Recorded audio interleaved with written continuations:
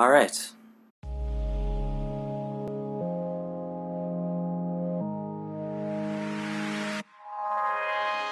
Hey everyone, it's Jeff. I hope you're doing well.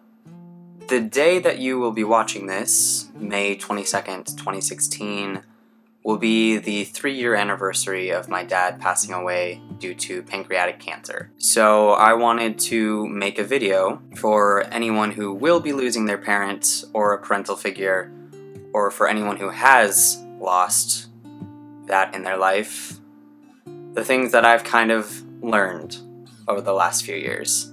Eventually everyone dies, and that's maybe a little morbid to say, but it's truth.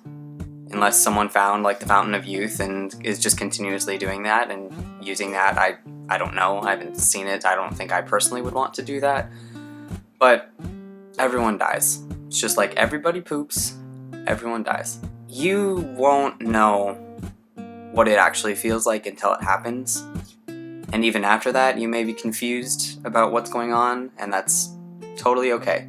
For those of you who have lost a parent, welcome to the club that absolutely no one wants to be a part of. But the Dead Parents Club kind of exists. There were a lot of people that I didn't realize had lost a parent who were talking to me when it happened. People will come out of the woodwork to talk to you and offer their support and sympathy because they're speaking from experience.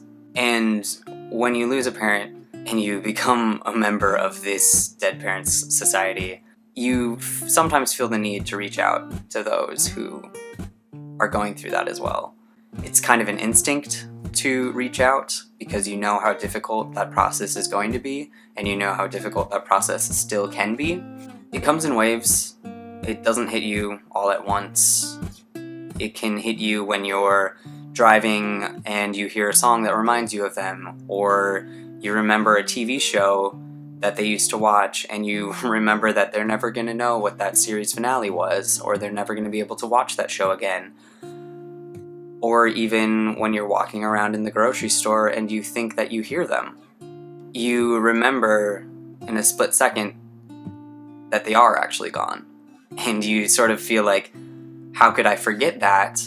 And then you feel awful because you did forget it for a moment. There's no way of knowing exactly when the hard days are going to be. I mean, obviously, on like birthdays or anniversaries, for example, you're kind of reminded a bit more than other days, but it is honestly the days where it just hits you out of nowhere, that unpredictableness that hits a bit harder. There were days where I would think, if I did something differently, if I was there when he passed away, then I would feel differently. And there's nothing that I can change. I can't change anything. I'm still working on accepting those things. But also, there isn't just one correct way of grieving. If you need to take time for yourself, do it. Do what you think needs to be done to better yourself, to better your health, to take care of yourself. I also know that it has been helpful for me to talk about it, with friends, families, therapists, anybody.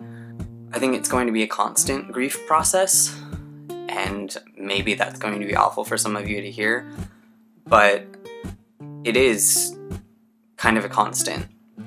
Whether or not it's actually going to be full-fledged in your face, like you're going to feel these emotions right now, but when you're thinking of really big changes in your life, when you're thinking of graduating college, or thinking in the future of like marriage, my dad isn't going to be able to see me marry the person that I love.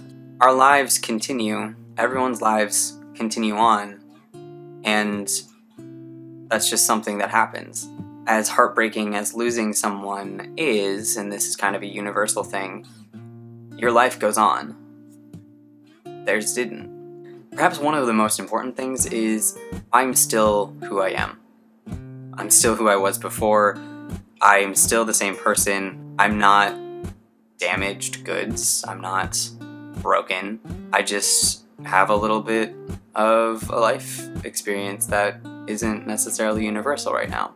I'm not saying that losing a parent isn't hard, because it is, but it's just something that you learn to grow with, you've learned to live with.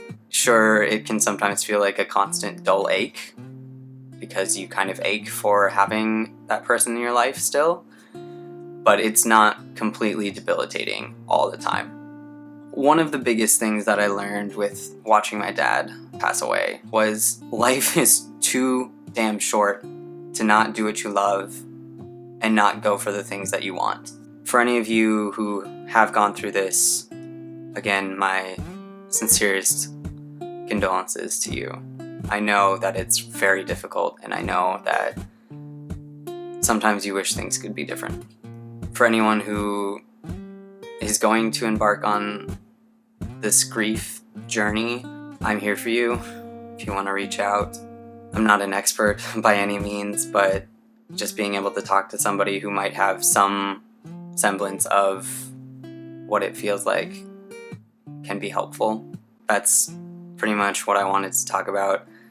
Tell the people that you love them. You may not always have the chance to do so.